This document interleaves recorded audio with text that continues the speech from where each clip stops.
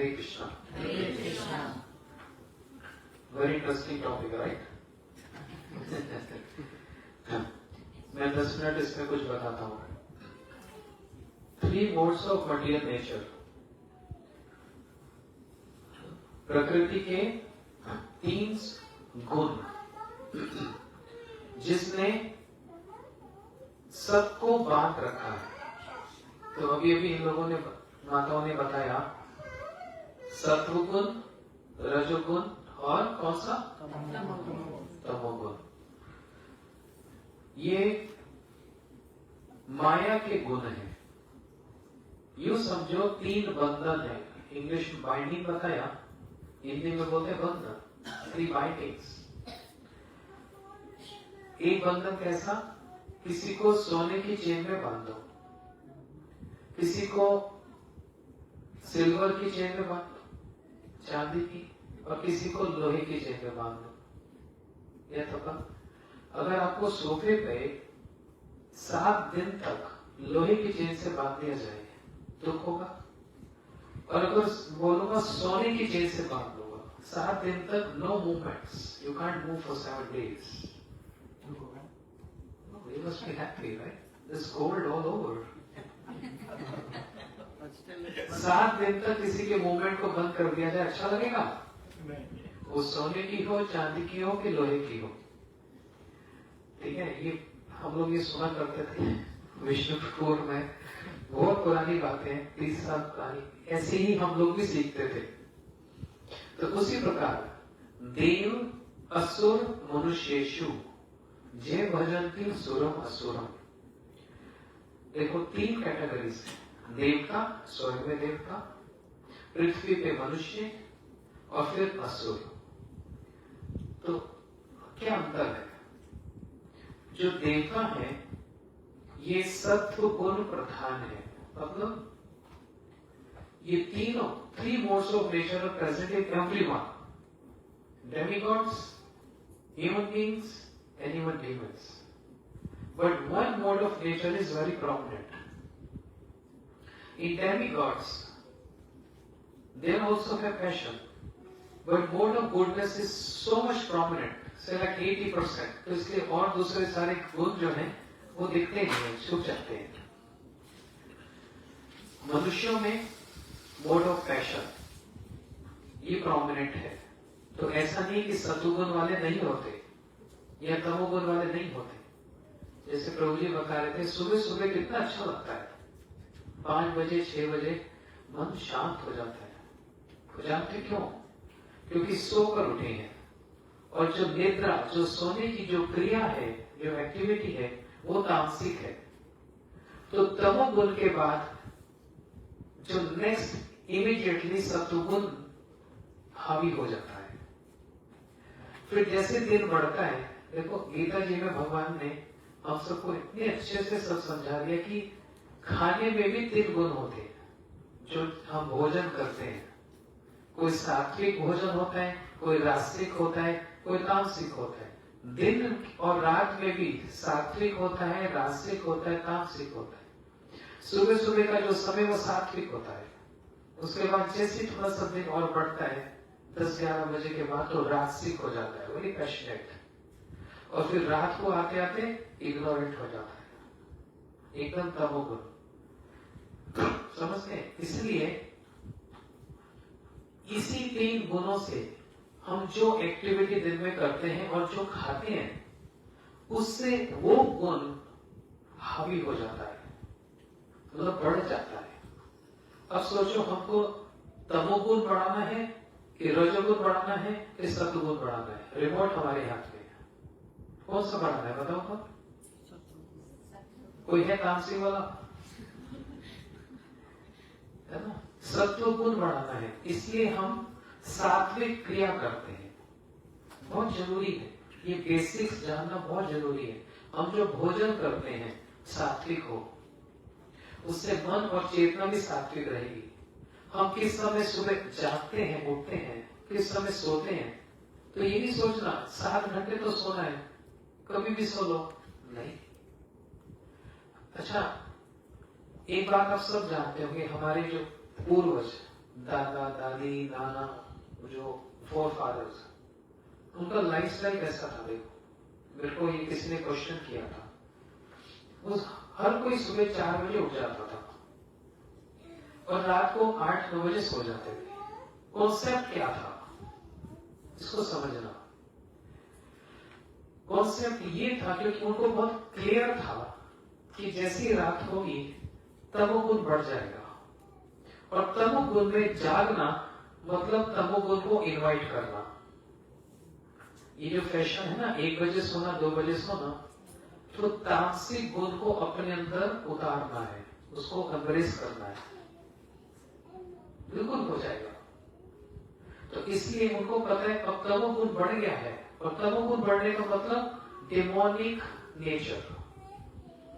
तो एक व्यक्ति भला चंगा अच्छा है, लेकिन अपने आप उसकी नेचर रास्तिक और तमोगुण कैसे हो जाती है?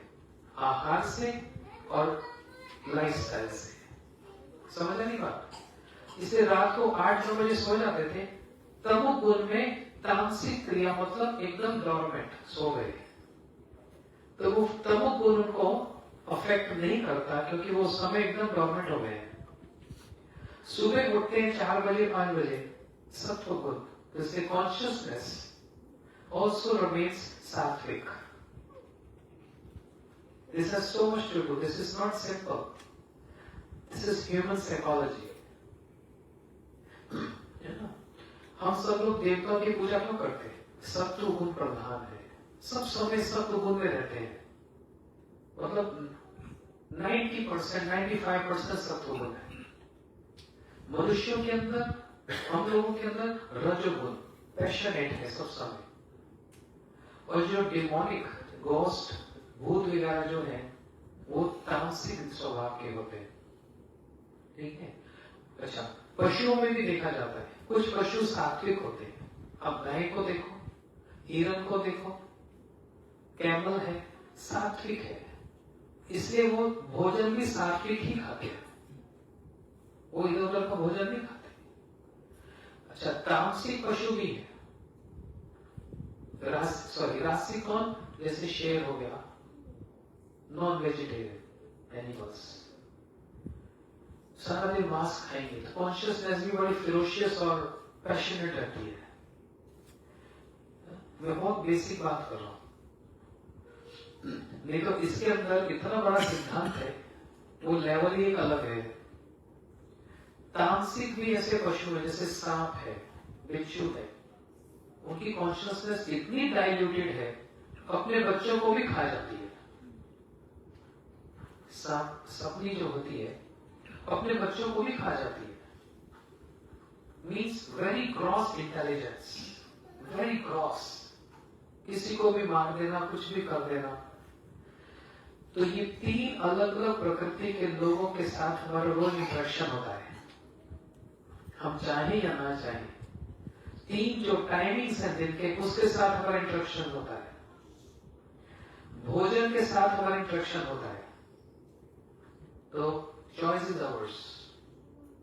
अगर हम सात्विक रहना चाहते हैं, जो भगवान यहां पर कह रहे हैं, सात्विक रहने से कम ये चेतना, ही कॉन्शियसनेस रहती है कि एक नॉलेज, एक डिस्क्रिमिनेशन रहता है, this is good, this is bad. लेकिन तामसिक क्रिया में ये डिस्क्रिमिनेशन खत्म हो जाता है, बिल्कुल खत्म हो जाता है। गुड और बैड कुछ नहीं समझ आता, everything is good, eat drink and B Mary, everything is fine, just enjoy your life. This is तामसिक, राजसिक, mode of passion, mode of ignorance. लेकिन मोड ऑफ गुडनेस जब होता है तो डिस्क्रिमिनेशन होता है, this is wrong, this is right. इसलिए always a wise person always take decisions in early mornings, never take decision in night, never take decision when you are angry, because that moment you are in mode of ignorance, those decisions are not right. Wait for the time when your anger subsides, then you take decision, always wise. तो ये 3 activity, ये 3 जो modes of nature हैं, they play a very important role in everyone's life. और अपने आप पता लग जाता है मैं रास्तिक हो रहा हूं। किसको पता लगता है? जो सत्व गुण के साथ रहता है उसको अपने आप पता लग जाता है कि मैं अब थोड़ा सा पैशनेट हो रहा हूं, मैं अब थोड़ा सा तामसिक हो रहा हूं, लेकिन मेरे को अपने आप को इम्प्रूव करना है। ये डिस्क्रिमिनेशन कहां से आता है? मोड्स ऑफ गुडनेस, सत्व गुण से। और वो कहां डेवलप होगा? भगवद गीता कोर्स से, ऐसे सत्संग से। समझ आई बात? इसलिए इन तीनों का हमारे जीवन पे बहुत बड़ा इम्पैक्ट है। ये है, एक तो मुझे ने एग्जांपल दिया, यहाँ पर बताया कि एक व्यक्ति को भूत लग जाता है, किसी को नहीं लगा ना, तो वेरी लकी। मैंने देखा हुआ है, मैंने देखा भूत किसी को चढ़ते हुए देखा है, और वो पागल की तरह बोलता है, खाता है तो 10 लोगों की तरह खा जाता है, और अपने आप को क्या एड्रेस करता है? मैं भूत हूं। लेकिन पूरे नेबरहुड, मोहल्ले वाले बोल रहे तू भूत नहीं है, तेरा नाम ये है। नहीं, मैं भूत हूं। तो सच में भूत हो गया? वो तो ह्यूमन है, लेकिन उसको ऐसा लगता है मैं भूत हो गया। ऐसे ही हम लोग मतलब ये मेल फीमेल वाली बात नहीं, ये शरीर मेल फीमेल है। हम लोग मतलब हमारी जो जीवात्मा है ना, ये तीनों गुणों से ऊपर है। लेकिन हम ये समझ बैठे हैं कि हाँ हम ये शरीर है। ये रियलाइज करना एक बहुत बड़ी बात है। तो इसलिए हर वो चेष्टा, हर वो क्रिया करनी चाहिए जिससे मोड ऑफ गुडनेस, सत्व गुण हमारा बढ़ता रहे। किसी का प्रश्न है?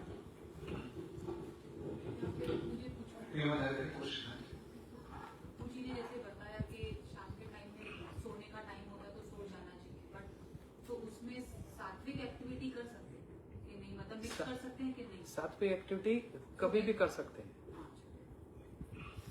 वो कभी भी कर सकते हैं। तो इसमें ये भी लिखा है कि social work which is mode of goodness, that is also not the right path. That's another level. First, hear this level. We are coming to that also. Nationalism and culturalism are some of the activities for such materially designated persons. Under the spell of such designations, they are always busy in the material field. For them, spiritual realization is a myth, and so they are not interested. Such bewildered persons may even be engaged in such primary moral principles of life as non-violence and similar materially benevolent work. Those who are, however, enlightened in spiritual life should not try to agitate such materially engrossed persons. Better to persecute one's own spiritual activities silently. ये भी मेरा question था कि वो लोग actually इतने high level पे हैं कि they are doing social work, so why not get them to the spiritual path, but this says that you should leave them and spiritual people should be following their own path. बहुत अच्छा question. So इसमें भी कई points हैं. I'll say a couple of things and then Maharaj can explain further. So what Srila Prabhupada and Lord Krishna is also explaining here, that people who are so much engrossed in their activities, may be social activities, great charity work, and they think that charity work is the highest. Like I actually have an uncle, my mother's uncle, who runs a hospital, and very successful. He has built it from grounds up, and doing a lot of good work. No doubt about it. Lot of good work. And bringing people, poor people from the villages, getting them medical care.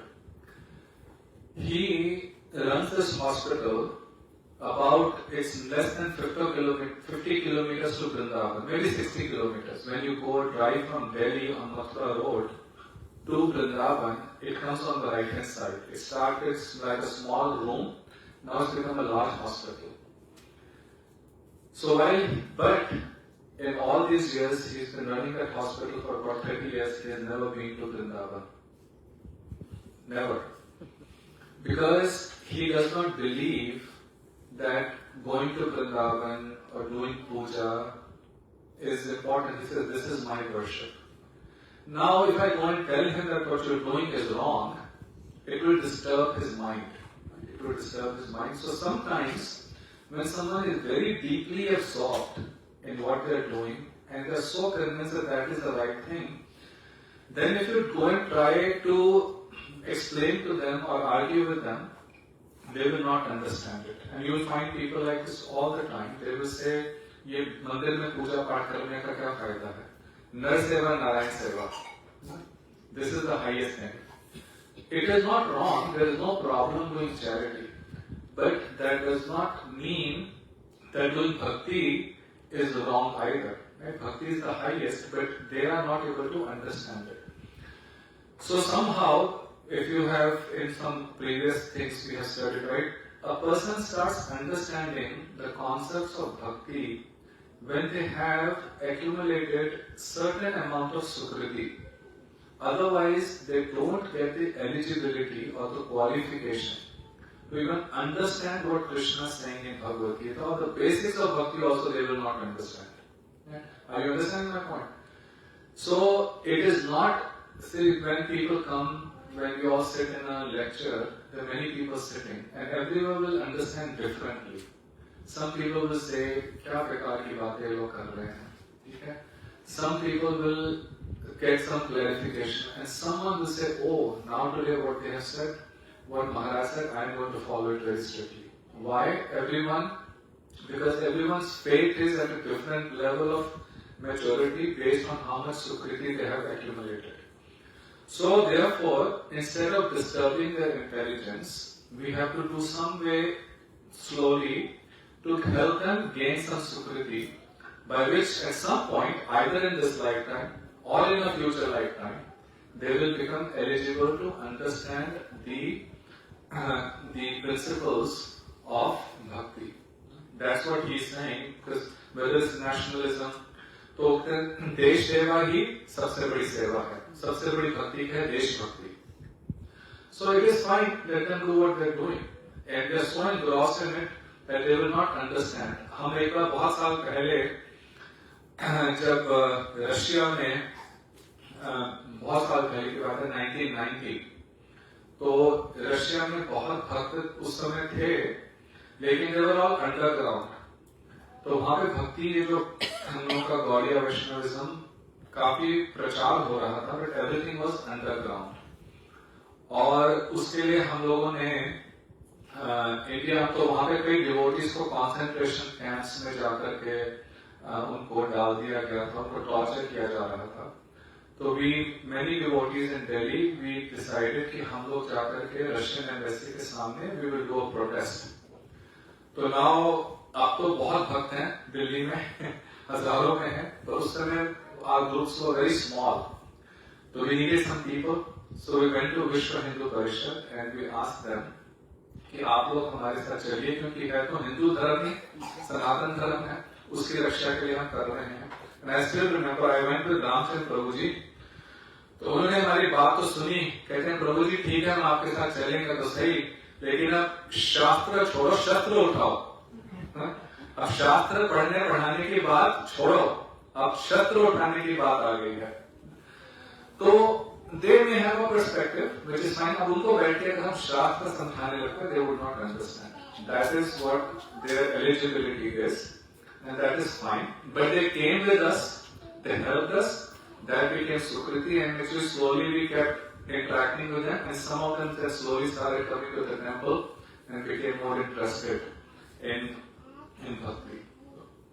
Samajh gaya? Right. So just one more point to that. Social work that is done through the temple, through the bhakti, that is the ultimate. That is the right way to do it. So as long as, like Swami Maharaj said, dovetail it with Krishna consciousness. तो हम लोग एक कई बार example देते हैं, किसी भूखे को जाकर के खिलाना बहुत अच्छा है, we should go and feed. But instead of feeding them just food, go and feed them prasad. Because then you are helping them both get free of their hunger and then also helping them spiritually, because prasad खाने से उनकी क्या होगी? सुकृति होगी.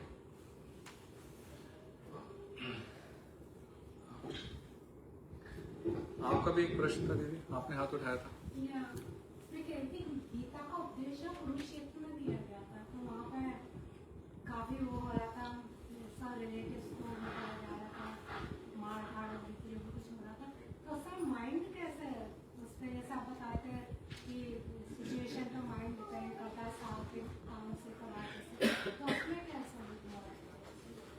तो अर्जुन का क्या mindset होगा उसमें? अर्जुन का माइंड कैसे, कृष्ण जी ने उपदेश दिया है गीता का, तो उस समय वो देख रहे थे सब कि कितने लोगों का क्या क्या हो रहा है, तो उस समय कौन सा वो चला रहा, काम से ओके.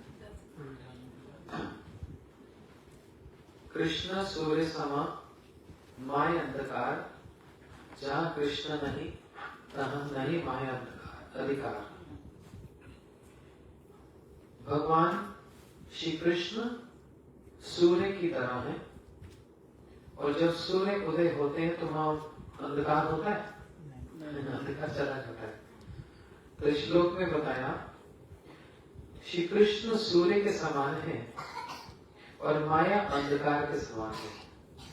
तो जहां श्री कृष्ण होंगे वहां पर माया नहीं रहेगी, और जहां पर माया रहेगी वहां पर कृष्ण नहीं रहेंगे. या तो दिन होगा या रात होगी. अब रात में दिन या दिन में रात, ये तो बड़ा मुश्किल है, इम्पॉसिबल है. तो जो पहले आपके क्वेश्चन का आंसर करते हैं कि जहां पर श्री कृष्ण खड़े, भगवान खड़े हैं और उनके भक्त अर्जुन खड़े हैं, बाकी आसपास जो भी कुछ क्रिया हो रही है सो हो रही है, लेकिन यहाँ पर दिव्य ज्ञान का रेसिप्रोकेशन हो रहा है. Reciprocation of transcendental knowledge imparted by Krishna to Arjuna, transcendental knowledge. So there cannot be any modes of material nature around Krishna or Arjuna. Whatever is happening all over is because of Krishna. Means because he is inspiring Arjuna to rise and fight. ठीक है? तो वहां पर माया का अधिकार नहीं है, वहां पर कृष्ण का अधिकार है. वो सब कुछ भगवान की इच्छा से चल रहा है. जैसे हमारे गुरुजी ने क्वेश्चन किया था, मैंने भी एक बार पहले भक्ति कुटीर में क्वेश्चन किया था, आप लोग बताइए कुरुक्षेत्र के युद्ध स्थल में कितने लोग मारे गए? What is the number? How many people died? जो रोज हमारी कथा सुनते हैं वो नहीं बोलेंगे. कितने लोग मारे गए थे? Any number? Just any number. होना माता कितने लोग मारे गए थे? कितनी अक्षौणी सेना थी? 18 अक्षौणी सेना. Any number? बोलो बच्चे. 131,000 times 18. That's not the answer, but that's the math. So we can say million died, right? Just approx million, or can say billion people. So according to philosophical point of view, not a single person died there. How is that possible? So much cutting, so much arrows, shooting, all this is happening. How is that possible? Not even one person died there. समझ आया बात? Philosophical point or general point of view में there is always a difference. Generally, yes, बहुत से लोग मरे, और यही बात हम लोगों को समझनी है. कुछ बात हम जर्नली समझना चाहते हैं और कुछ बात फिलोसफिकली समझनी चाहिए. अभी प्रभु जी जो अंकल की बात बता रहे थे, वो एक जर्नल है, लेकिन उसके ऊपर एक लेवल होता है फिलोसफिकल लेवल. ये हमारी इच्छा है कि हम जर्नल ही रहना चाहते हैं या फिर फिलोसफी के समझकर, मतलब बात को समझकर तो एक्ट करना चाहते हैं, एक्शन करना चाहते हैं. ठीक है? तो इसलिए वहां पर जो भी बात हो रही है वो फिलोसफिकल बात हो रही है. इन्होंने जो बात कही अभी दीदी ने, आप लोगों ने सुभाष चंद्र बोस का नाम सुना? कितनी आर्मी इकट्ठी कर रहे थे, फाइट फॉर फ्रीडम, देश के लिए कितना कुछ कर रहे थे, राइट? तो उस समय हमारे द फाउंडर ऑफ गौड़िया मठ श्रील भक्ति सिद्धांत सरस्वती प्रभुपाद 1920s 30s की बात है, 30s की, सुभाष चंद्र बोस हमारे जो परम गुरु जी उनसे आर्गुमेंट डिबेट करने आए। अब ये क्या कर रहे हो, मैं इतने लोगों को, यंगस्टर्स को तैयार कर रहा हूं इंडिया की फ्रीडम के लड़ने के लिए, और आप कथा सुना के उनको सब डिवोटीज बनाते थे। आप ऐसा क्यों करते हो? I am fighting for the freedom of the country and you preaching to them and they become devotees. I am losing my people, my man. What is this? So then hearing this is a journal.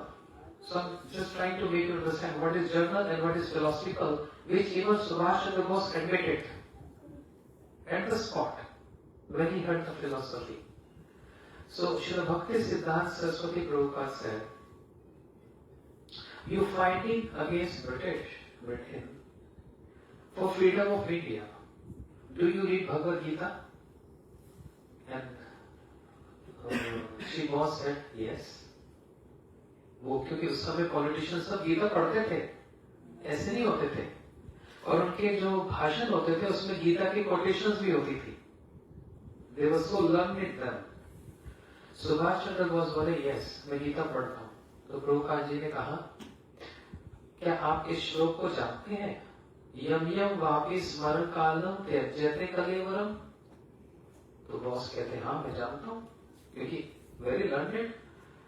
इसका मतलब ये, मरते समय हम जिस बात की चिंता करते हैं, जो हमारी उस समय कॉन्शियसनेस या एब्जॉर्प्शन होती है, वो ही बनना पड़ता है।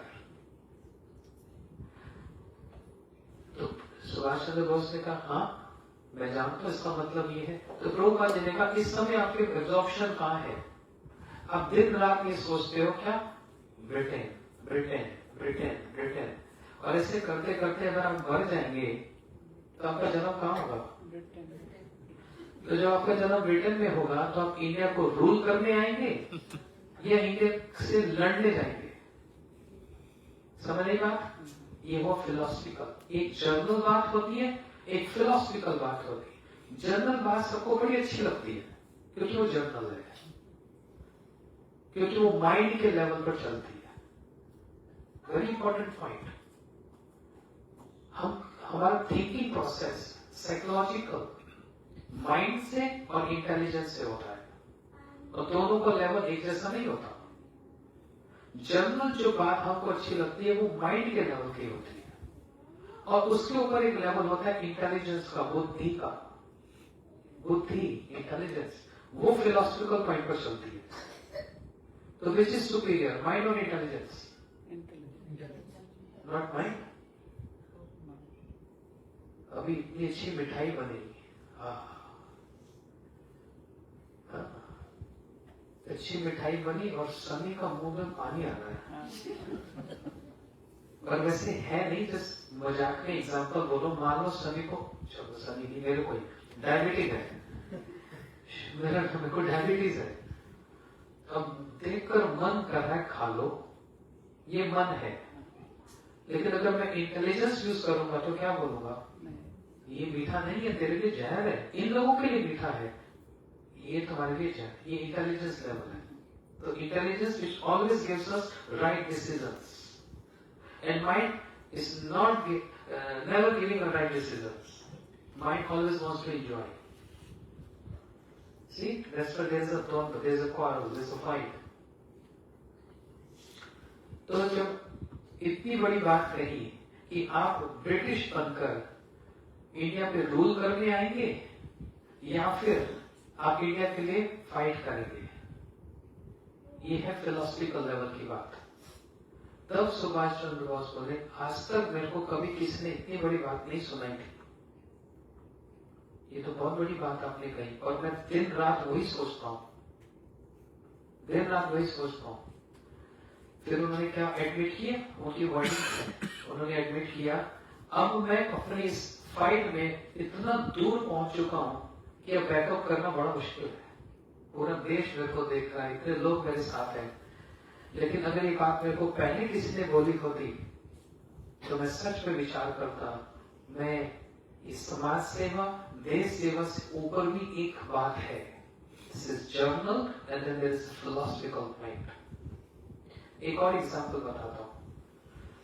अगर मैं 5 लोगों को शूट करके करिश्मा के घर जाता हूं, माताजी मेरे को बचा लो, पुलिस मेरे पीछे लगी, आपके घर शिफ्ट कर रहा हूँ एक रूम में, किसी को पता नहीं लगेगा, बोलेंगे हाँ महाराज जी आप हमारे बहुत अच्छे हो, आ जाओ, छुप जाओ। और पुलिस ने कर दी सर्च, कुछ क्लू मिला, सर्च की और इनके घर से पकड़ा गया। ठीक है, समझ आ रही? मेरे को पुलिस अरेस्ट करेगी, इनको क्या करेगी? छोड़ देगी? क्यों? ये तो क्राइम नहीं किए, क्राइम तो मैंने किया। They supported crime. Aiding and abetting a crime. They supported crime. इसलिए हमारे गुरुजी ने कितनी अच्छी बात बताई राम जी की लीला को लेकर। राम जी समुद्र पर इतना क्रोध क्यों कर रहे हैं? दोष तो रावण ने किया था, समुद्र तो बेचारा उसने क्या किया? लेकिन समुद्र पर इसलिए क्रोध किया कि समुद्र तुम रावण को सपोर्ट कर रहा है, you are also supporting a crime, a criminal. इसलिए रावण भी क्रोध का अधिकारी है और समुद्र तुम भी क्रोध का अधिकारी हो, दोनों पर क्रोध होगा। तो क्राइम को सपोर्ट करना भी क्या है? पुलिस इनको भी पकड़ेगी, आपने सपोर्ट किया। अब मैं कुछ बात बोलूंगा, बहुत लोगों को अच्छी नहीं लगेगी, क्योंकि मैं अब जर्नल से ऊपर फिलोसफिकली बात करूंगा। इनको 10 दिन से खाना नहीं मिला, भोजन नहीं मिला, होमलेस है। अब मैंने इनको भोजन कराया, जर्नल। तो मेरा इनके साथ पता क्या हुआ? एक कर्म जुड़ गया। ठीक है, मेरा इनके साथ एक कर्म जुड़ गया। मैंने इनको भोजन कराया, ही फील सेटिस्फाइड। अब इस लाइफ में या अगले लाइफ में मेरे साथ भी ऐसी कोई सिचुएशन आएगी कि इनको भी मेरी हेल्प करनी पड़ेगी। तो मतलब उस सिचुएशन को मैंने स्वयं अपने आप से इनवाइट किया है। सोने की बेड़ी, इसको बोलते हैं गोल्डन चेन। ये लोहे की चेन नहीं है, शैकल नहीं है, गोल्डन शैकल। क्योंकि मैंने आज इनकी हेल्प की है तो मेरे इनके साथ एक जुड़ गया बंधन। क्योंकि कोई भी बंधन ऐसे नहीं कटेगा जब तक वो क्या बोलते हैं, पेन और pleasure. It comes in 2 forms, pain और प्लेजर। इनके साथ मैंने इनकी हेल्प की, इनके साथ मेरे बंधन जुड़ गया। इसका मतलब आज तो नहीं, लेकिन फ्यूचर में, दिस लाइफ और द नेक्स्ट लाइफ, मेरे को ऐसी कोई प्रॉब्लम आएगी कि ये फिर मेरी हेल्प करेंगे, तब ये बात बराबर होगी। तो इसका मतलब मैं अपने आप ही उस प्रॉब्लम को इनवाइट कर रहा हूं। ये है फिलोसफिकल पॉइंट। ये जर्नल बात बहुत अच्छी लगती है, लेकिन जब फिलोसफिकल बात आती है वो अच्छी नहीं लगती, क्योंकि वो मन को अच्छी नहीं लगती, लेकिन वो इंटेलिजेंस लेवल पर होती है। और वही व्यक्ति इंटेलिजेंट होता है। इसलिए आपके वो ट्रांसलेशन में पर्पट में कहा कि spiritual people they stay away from these activities, they don't want any entanglement of any kind, they want to release those entanglements by focusing on the Lord, serving Krishna, serving the devotees, and performing spiritual activities. As Prabhuji just said, we want to feed a person, then feed spiritually, not materially. Because if any spiritual activity get involved, then there is no bondage.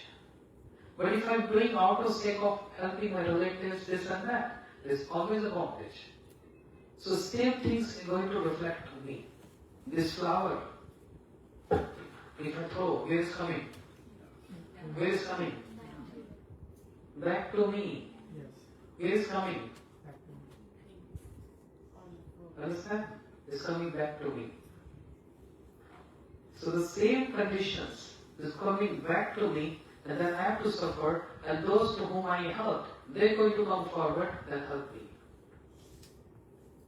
In a general sense. But when spirituality is involved, then these three modes of material nature, they have no say there. They just go aside. Spiritual activity means beyond three modes of nature.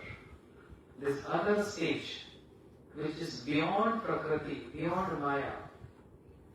That's why when Krishna is there, no Maya is there. When sun is there, no darkness is there. So knowledge is compared to a sun.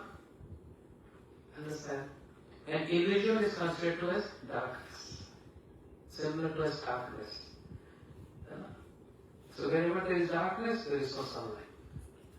I have a question, Maharajji. Maya is also Krishna's potency, right? Unki energy. Yes. That is another level. I'm not even touching that because then the course will go another level. महाराज जी जिज्ञासा हुई विष्णु प्रभु ने वो तो clear कर दिया था कि अगर प्रसाद एज ए ठाकुर जी का प्रसाद लेके आप सर्व करोगे तो फिर आप बॉन्डेज में नहीं रहोगे। लेकिन कभी कभी मैंने ऐसा बहुत भक्तों से या फिर डिवोटी से सुना हुआ है कि we are all connected in our past life and we are all now also here we have some bondage और connection from the past life. So that how it relate with what you just said कि हम लोग कर्म करेंगे तो वो बंधे रहेंगे, तो फिर वो तो डिवोटीज है, then how they are also coming in the next life as a bondage. Devotees है मतलब? कि नहीं, आई थिंक तुम जो इस चीज को कंफ्यूज करो कि हम अगर इस लाइन में आए तो इसका मतलब कि हमारा भगवान से वो जो हम लोग का पॉइंट था कि हमारा भगवान से जो संबंध है वो इस भाव में है, इस कारण से हम लोग इस साधन पथ पर आए हैं, है ना? I think that's what you are trying to say. As individuals connection हो सकता है, बट जो वो पॉइंट हम लोगों ने पहले कई बार डिस्कस करा है कि we have a relationship with Krishna in a certain rasa, and that is the reason we have come to this path. जिन लोगों का भगवान के साथ माधुर्य भाव में नहीं है संबंध, ऐश्वर्य भाव में है, वो इस साधन पथ पर उनको आकर्षण नहीं होगा। वो लोग नारायण की भक्ति की ओर जाएंगे, किसी और रूप में कहेंगे। I think that's the point, right? वो इससे बिल्कुल different है, that's the difference. That's in connection with the Lord. ये individual जीवों के बीच में क्या संबंध है? आपका प्रश्न? तो महाराज जी ने कहा कि जहाँ पर अंधकार है, जहाँ पर प्रकाश है, वहाँ पर अंधकार नहीं आ सकता। तो ऐसा देखने में क्यों मिलता है? जैसे शौभरी ऋषि थे, वो तो कृष्ण भक्ति करने गए थे, उनको माया ने फिर कैसे छू लिया और फिर वो उसी इंटेंगलमेंट में उसी तीनों गुणों में फंस गए। बहुत अच्छा प्रश्न है कि शौभरी ऋषि जो थे वो जब तपस्या कर रहे थे तो वो क्यों पुनः माया में ग्रस्त हो गए? एक मछली को मादा, एक फीमेल और मेल फिश को देख करके उनके हृदय में भी काम भावना उत्पन्न हो गई। अब देखो यहाँ दो चीजें समझने वाली हैं। एक, शौभरी ऋषि तपस्वी थे, वो भक्त नहीं थे, वो भक्ति के लिए तपस्या नहीं कर रहे थे, वो कोई योग सिद्धि प्राप्त करने के लिए भक्ति कर रहे थे। वहां पे गरुड़ जी आकर के वहां पर रहते थे, तो वहां पे गरुड़ जी ने आकर के मछली वहां से खाई। तो गरुड़ कौन है? वो भगवान के वाहन है और बहुत बड़े वैष्णव है। तो वहां पर आकर के उस स्थान पर उन्होंने मछली को खाया। तो शौभरी ऋषि ने ये देख करके कि इन्होंने मछली को खाया है, उनको श्राप दिया कि तुम यहाँ पर नहीं आ सकते। तो एक उन्होंने क्या करा? उन्होंने एक वैष्णव के प्रति क्रोध में आकर के अपराध करा। अब वो तो भगवान के नित्य पार्षद हैं और वो यदि ये कर भी रहे हैं क्रिया, तो वास्तव में उस मछली का भी उद्धार हो गया। बाह्य दृष्टि से लग रहा है कि वो उसे खा रहे हैं, परंतु वास्तव में वहां पर सब मछली को नहीं खा रहे, जो पापी जिनके कर्म बंधन अटके पड़े हैं उनको लेकर, उनके कर्म बंधों को काटकर उनको उद्धार किया तो उनका उद्धार ही कर रहे हैं। लेकिन उन्होंने क्या कहा, एक वैष्णव के प्रति अपराध किया। उस वैष्णव अपराध के कारण उनका जो मन है वो विचलित हुआ और वो फिर मछली को देख करके उनके हृदय में भी काम भावना जागृत हुई। तो इसलिए जो प्रभु जी ने कहा इसके ऊपर मैं बताता हूँ। इसलिए यहाँ पर एक डिफरेंस है। आपने जो आप कंफ्यूज हो रहे हैं कि सौम्य ऋषि जो है वो भक्त है, वो भक्त नहीं है, और यही बहुत बड़ा डिफरेंस है। भगवान भक्त वत्सल है, मीन्स अफेक्शनेट टू डिवोटीज, और कहीं पर ये नहीं लिखा भगवान योगी वत्सल, ज्ञानी वत्सल और कर्मी वत्सल। That means he is not affectionate to those who engage in materialistic activities. He is also not affectionate to those who are always entangled in performing Ashtanga Yoga or Hatha Yoga. He is not affectionate to those who are jnanis, seeking after liberation. He is only and only also affectionate towards devotees. That's why Bhagavatam says, Na sadhyati mam yogo ना सांख्य धर्मोद्धवा न योग तपस्यागो यथा भक्ति मोर्जिता। भगवान कह रहे हैं, मैं किसी योग के द्वारा, किसी ध्यान के द्वारा, किसी ज्ञान के द्वारा प्राप्त नहीं हो सकता, इम्प्रेस नहीं हो सकता। मेरे को अगर इम्प्रेस करना है यथा भक्ति मोर्जिता। ये बात तो मैंने नहीं बनाई, ना विष्णु प्रभु जी ने बनाई, ये भगवान यहाँ हाथ रखकर इस बात को कह रहे हैं। मैं अपने भक्त के, I am submissive to my devotees, I am impressed only with devotion, nothing else. So सौम्य ऋषि, when he was performing some yoga to attain some material benefits, so this is again I'm coming to that point. What he saw was a journal idea, like a pity. Oh, how come this bird coming, and he is familiar with Garudaji, how this king of all the birds, Garuda, coming and eating fish. This is pity. It's a journal. But he is not aware of the philosophy. That's the difference. Philosophically, if a Guruji who's on a very high spiritual platform, even if you slap you, there's some reason and there is some blessings in that. If a journal person, if an ordinary person in the street slap you, there's no any spirituality involved in there. So what Saubhari is seeing that how dare this bird, Garuda, familiar with Garuda, he's eating fish, he was on a journal level. Just like, oh, help everyone, be good to everyone, his journal level. And that's why he committed offense, because he was not on a philosophical level. Understand? Philosophically, if he understood that Garudaji is the servant of the Lord, and the servant of the Lord cannot be wrong in any activity, then he would have not objected Garuda to do so. He would have even asked blessing, Garudaji, please bless me so I can get perfection in what practices I am doing. He would have done that way. It's clear? So always consider this a journal and philosophical. Yes. Just going back to the example you gave for Subhash Chandra Bose, you mentioned that in a hypothetical scenario, he would have chosen the path of bhakti rather than thinking about fighting for India's freedom. So on that note, I'm just curious, and like my mind is wandering on this path that if everyone becomes a devotee, don't we lose the balance? And isn't this Krishna's Leela as well? Because we need people like him to move forward into the future, if it makes sense. Like, if everyone was a devotee, we wouldn't even land up and be in Kali. So everyone like, cannot become devotee. This is the problem. This is a very common question which asked in all universities to us. Whenever I go to school and college, they say, "What if everyone become devotee?" Yeah. It's not possible. Yeah, what I'm trying to ask is, how how do I differentiate if this is my journey, like if my journey is to get into bhakti, or my purpose or my journey? That's your independent choice. No one can stop you. That's your choice. You want to go New York in car, or you want to go on plane, or you want to take a ship. No one is going to force you, or you can walk. That's your personal choice. So whatever means of transportation you take with the intelligence, you're going to arrive there, JFK, yes, more quick than a car or by walking. So this is called independence, which Krishna has given to us as a big asset, as a gift. And he don't interfere in anyone's independence. He's not telling you have to do yoga, you have to do this, you have to do this. He has supplied everything. Your choice, whatever you want to pick. And as you want to pick, you will be awarded accordingly. It's a straightforward. Samji?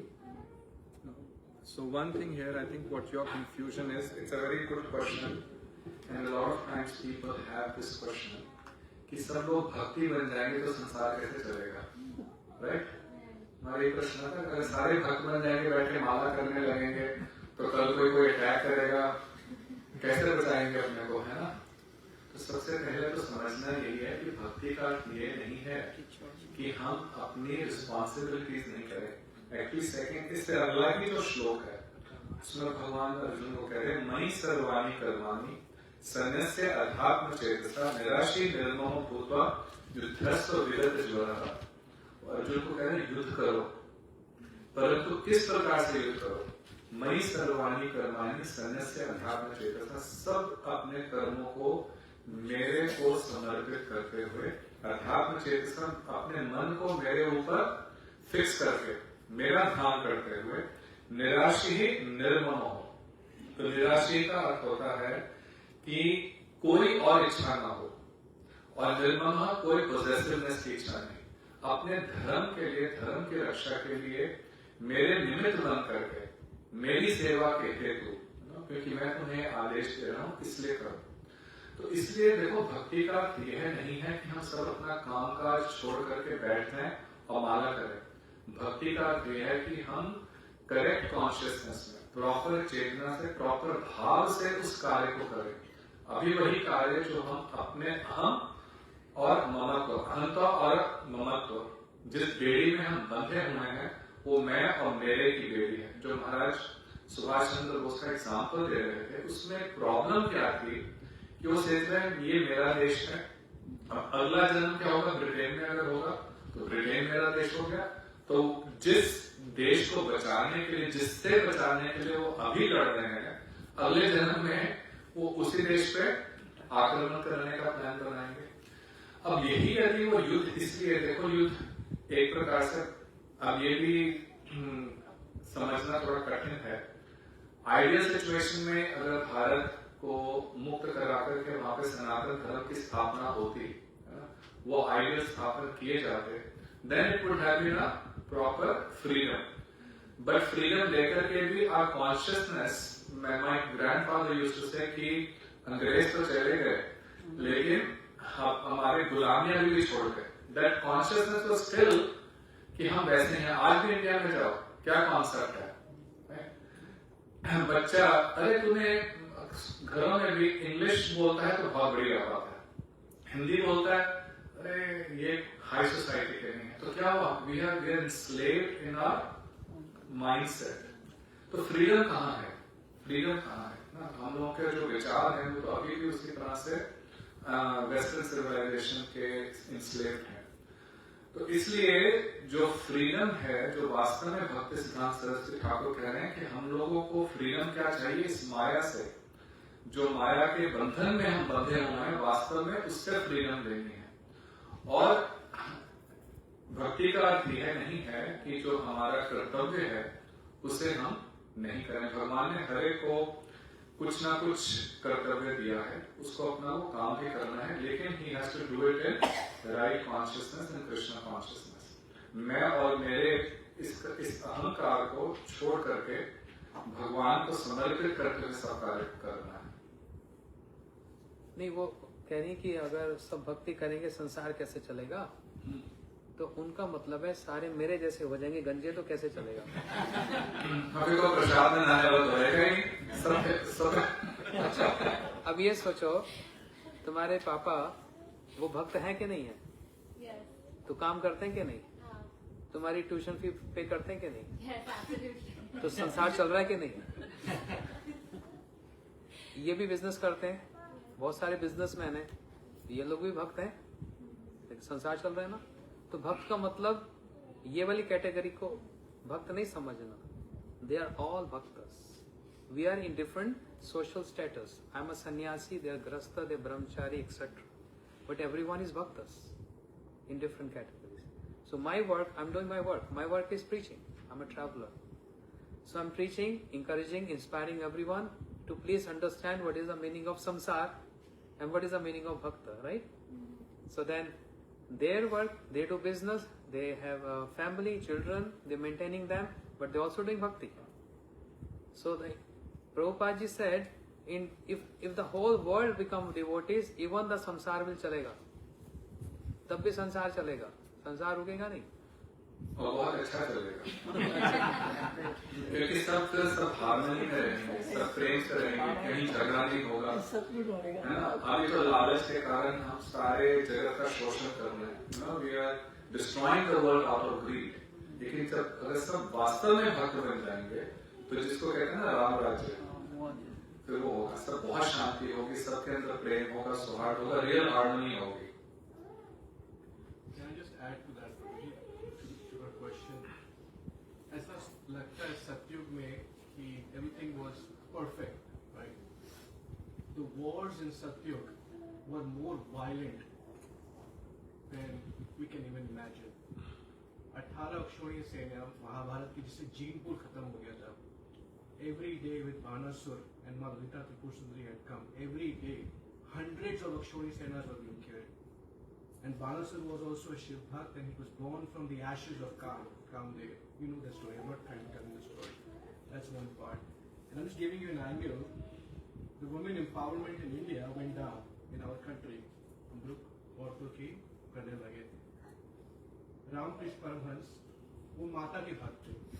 Swami Vivekananda उनके भक्त थे. चंद्रशेखर उनके भक्त हुए. बोस उनके भक्त हुए. So look at how Mata manifested throughout, and फिर वो गुमनामी बाबा बने. And one can argue, I'm not here to argue, but one can say when these soldiers were dying in the INA, they were dying with Jai Mata Di, my country. So maybe they had that love. So that's where if you trust the Lord and become the instrument, they will manifest and make sure the right things happen. Just wanted to share that. Gita में तो भगवान अर्जुन को कह रहे हैं कि यदि कोई अपनी देश की रक्षा के लिए जो लड़ता है और अपना बलिदान देता है, उसको भी स्वर्ग की प्राप्ति होती है। तो देश के लिए लड़ना इसमें कोई गलत बात नहीं है, लेकिन भाव क्या होना चाहिए? भाव ये होना चाहिए कि ये जो देश है ये भगवान का है और भगवान के लिए युद्ध हो रहा है, और यहाँ पे सनातन धर्म की स्थापना हो, तब वो सब जो क्रिया है वो भी भक्ति बन जाएगी।